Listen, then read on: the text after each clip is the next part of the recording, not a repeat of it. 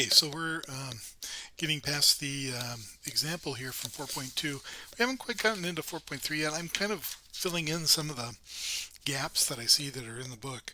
And so I'm going to call this 4.2, although it's not really covered in 4.2. Convexity and directions of unboundedness. And so here's my definition. Oops. Well, let me see if I can get this written down. Unboundedness and concavity. And so this is my definition of the direction of unboundedness. So let's see here. Let A be an m by n matrix with rank m, and let S be the feasible set for some LP. So I'm thinking of S as being the set of X such that AX equal B. So I'm thinking especially that this is already in standard form. Then a vector D not equal to 0 is called a direction of unboundedness if for every X in S and lambda greater than or equal to 0, this is a ray, the ray X plus lambda D stays in S. Okay, so let's draw a picture and see what that looks like. So if I started off with a picture and I had some boundary up here at the top and maybe another one here at the bottom, so that this is the feasible set S,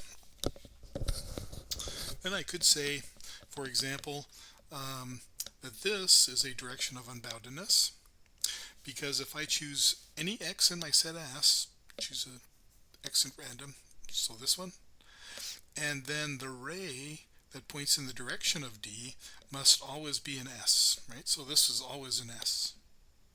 So I could start anywhere, right, in S, and I should be able to stay there. Okay, now if I get the slope of this line to be just slightly bigger than this line, what's going to happen? Then I'm going to run into trouble, right? Because then I could start here, and if my slope line is a little bit steeper than this line, then I would end up outside of S. So that is not a direction of unboundedness. So the direction of unboundedness must stay then between this line, the slope of this line, and 0, which is this line down below. And we can also see why some directions are not directions of unboundedness. Very good. All right, so now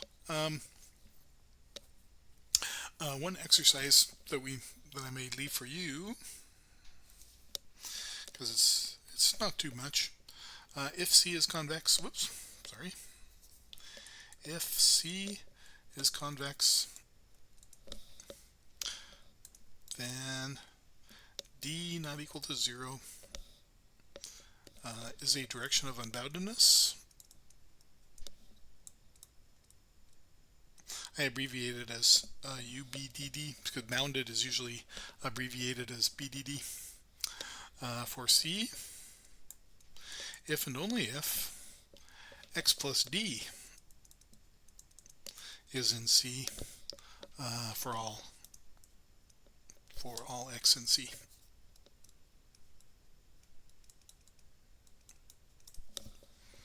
So that's slightly different, right? Does everybody see the difference? Here the lambda value is stuck at 1 instead of letting it slide. Okay, so let's try another one. So the next example or exercise is a little bit more important than that one. So this is more of an interesting characterization of unboundedness. So we want to show that for an LP in standard form,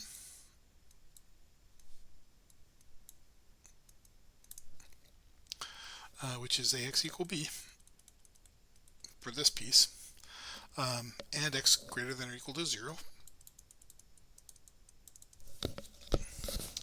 The vector D is a vector, or is a direction of unboundedness, if and only if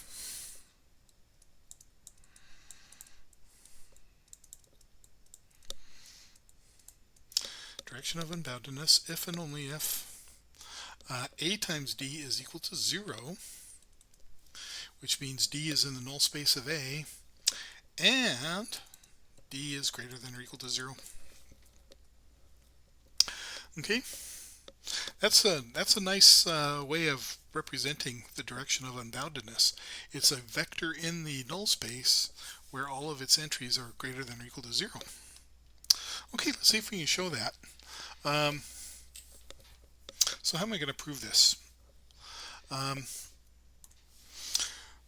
So one direction that we can show is if we assume that we're in the null space, so A times D is equal to 0 with D greater than or equal to 0, show that x plus lambda D is an S for every lambda. Well, for arbitrary x and lambda scalar. Okay, so I need to show that this is an S. So what does it mean to say that a vector is an S? I'll use Y. Well, a vector is in the feasible set S if Y is in S, if and only if A times S equals B, right? That's what we mean by the feasible set. Oh, sorry, that's A times Y equals B. Good. So therefore, if I multiply this vector by the matrix A, I should just get B, and then it's in the feasible set, or then it's then I'm done. It's an S. Good. So let's go. A times x plus lambda D equals, well, I could go ahead and break out my matrix multiplication here. And now I need to do a little bit of thought here. A times x, well, arbitrary x, I should have said take an arbitrary x in S, right? That was an important exclusion that I forgot to say. So I'm going to assume then that A times x is equal to B because x needs to be an S plus lambda times, you can see what's coming probably, A times D is equal to 0. Good. So that's just going to end up being equal to B. And so yes, therefore, x plus lambda D is an S for every lambda. Good. Done. All right, what's the other direction? Oh, by the way, I should say, I know that x is an S. I should show that x plus lambda D is also all positive values. Well, it is because x has all positive values because x is an S. Lambda is greater than or equal to 0. Well, it wouldn't be equal to 0, otherwise we'd just be x, right? And then D we said was also greater than or equal to 0, right? And so therefore this whole thing is greater than or equal to 0, and so therefore it is feasible. Good. Now, what's the other direction that we're going to be going? We're going to say if D is a direction of unboundedness, let me put a different color star here. If D is a direction of unboundedness, I forgot my U there. My U and my N are starting to look alike. Unboundedness, then we want to show that it's in the, it must be in the null space of A.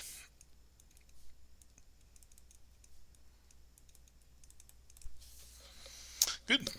All right. So how am I going to show that? Well, let D be a direction of unboundedness.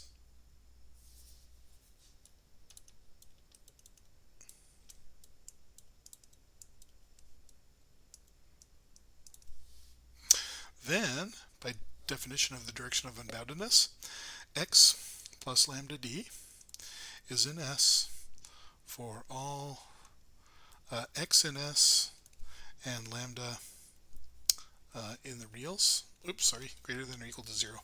Did I say reals somewhere up above? I hope not. Oop, I did, didn't I? Ah! Were you guys shouting at me through the screen? Because that's a ray, not a line. Okay. Hopefully you caught that. Okay, so now,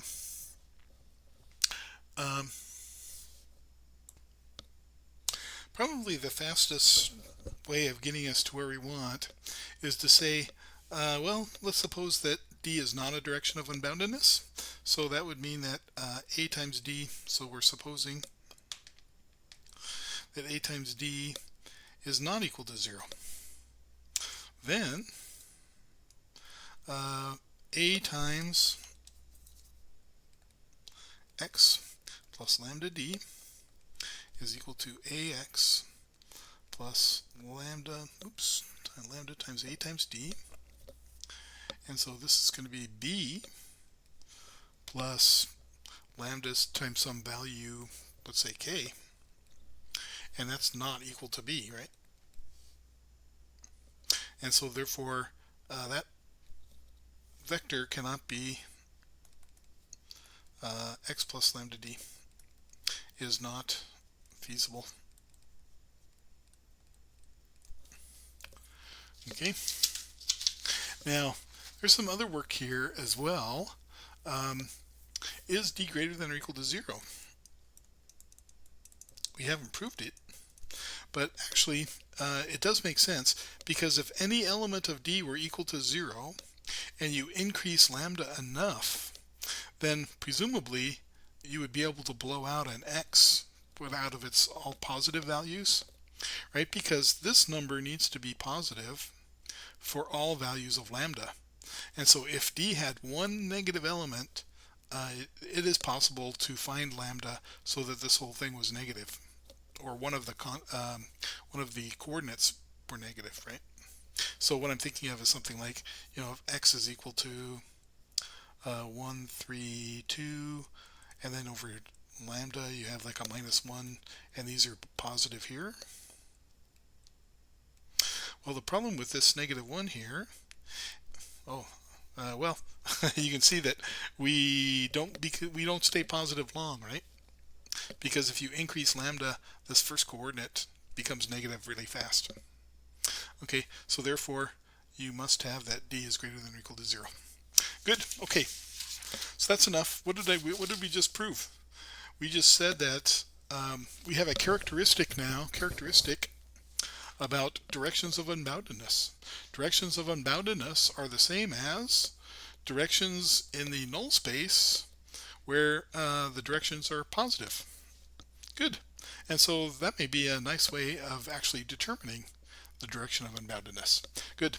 So that was kind of a long proof, but I think it was useful just to see how this all works together. I'm not going to ask you to reproduce that proof, but you might take a look at it again. Okay, so I'll see you in the next video.